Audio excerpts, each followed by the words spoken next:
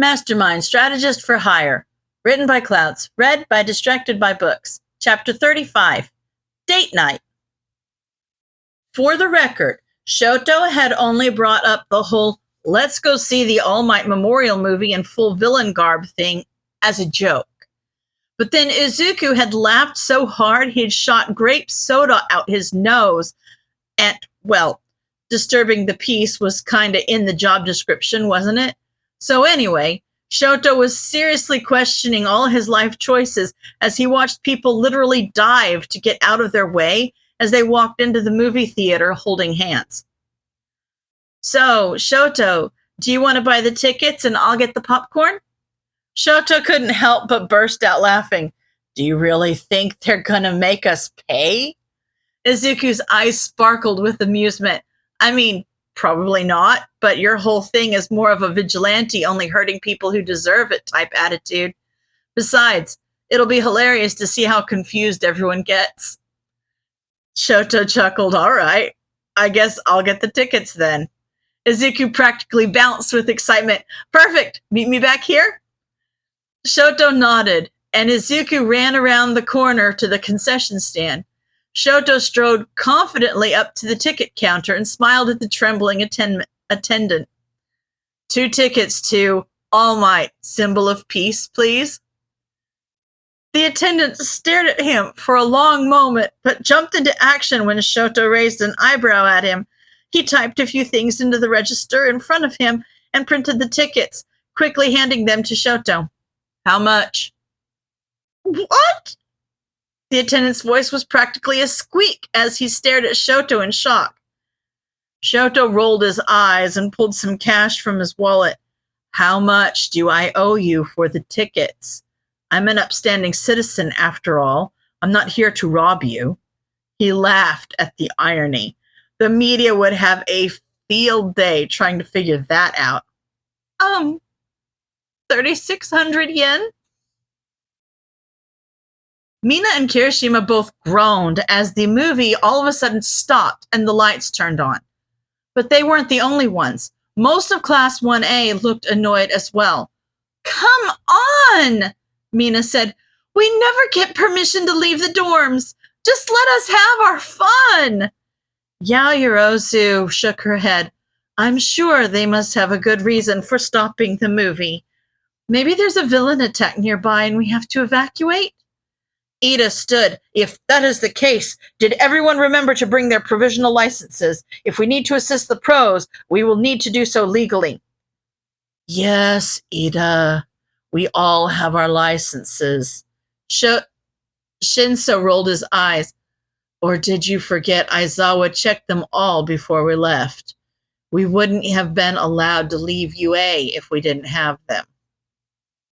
It still kind of sucks. Bakugo has to go through anger management therapy before they'll give him his. Kirishima sighed. Yeah, well, they can't risk any other heroes going Endeavor. Kaminari said, that'd suck. Could I have everyone's attention, please? A nervous-looking usher raised her voice, and the theater went quiet. They'd better have a good reason for stopping the movie. Sero grumbled. Shh. Uraraka glared at him. The villains, Mastermind and Freezerburn, have been spotted in the theater. We're going to evacuate out the back door. If everyone could please calmly follow me. The theater emptied quickly as people rushed the emergency exits. The members of Class 1A looked at each other. Shinso stood and headed for the doors that led to the lobby. Shinso! Ida called, What are you doing? We're heroes, Shinso said, and they're villains. It seems pretty simple to me. Wait! Yaoyorozu said, We aren't authorized to capture Mastermind. We could just make things worse.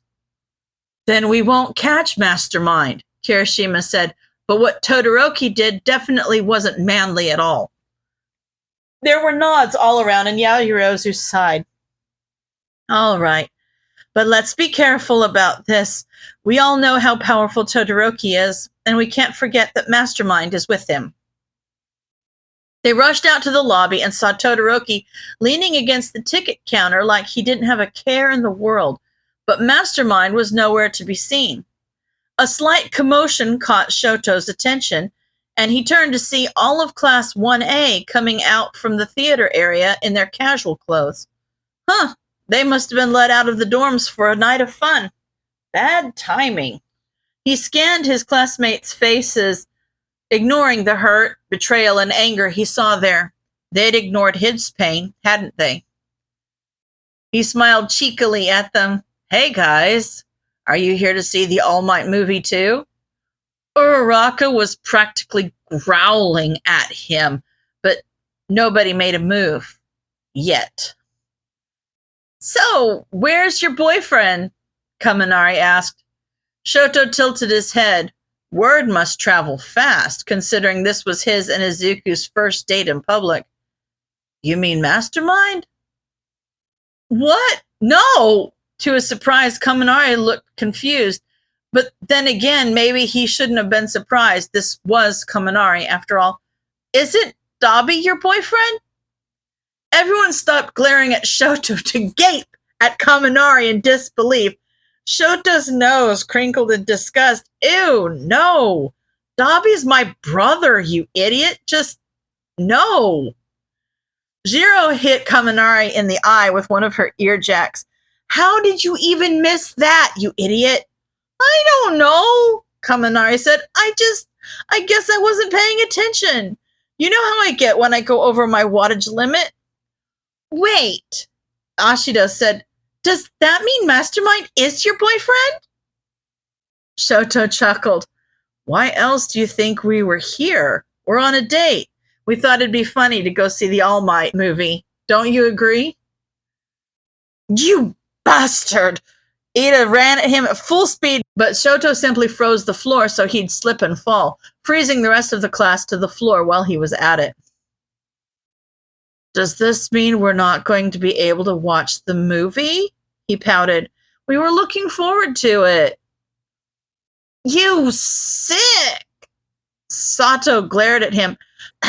Isn't it bad enough that you joined the guys that killed him? Now you have to mock his memory too? Shoto returned his glare. All Might wasn't a hero. A real hero wouldn't have been too blind to see what was right underneath his nose. And I'm not even the only one All Might could have saved, could have given hope, but chose to crush instead. Oh, and who else is that? Shinso asked. Shoto opened his mouth to answer, then slammed his jaw shut again, making Shinso curse. All of a sudden, he was knocked off balance by Dark Shadow, who obviously hadn't been frozen to the ground like his classmates. He rolled to his feet only to receive a hardened punch from Kirishima, who had managed to break through his ice. Sato broke the ice trapping him soon after and joined in the assault.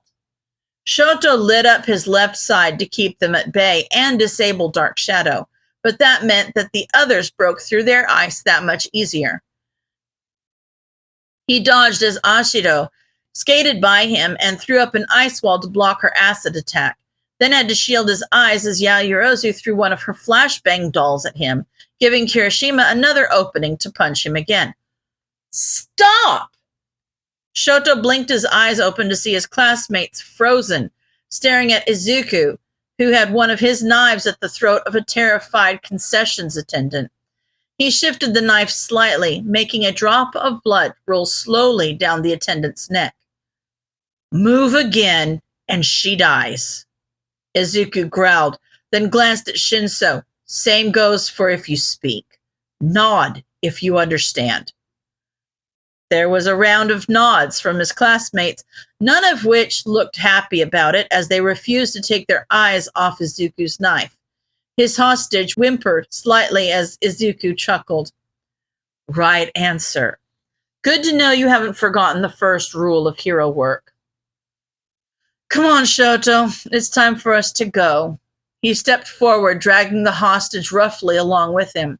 She's coming with us.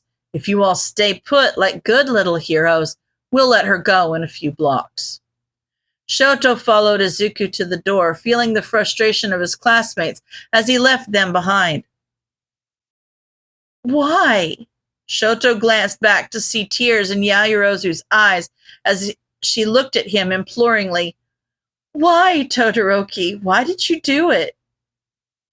Izuku stopped, letting Shoto take his time. He knew if he were to just walk away right now, Izuku wouldn't think any less of him. But he was leaving that up to Shoto. It was sweet. Shoto took a deep breath and looked Yaoyorozu in the eye. Because this is what it takes to be free. Then he and Izuku walked out the door. They'd have to find something else to do for their date. End of chapter.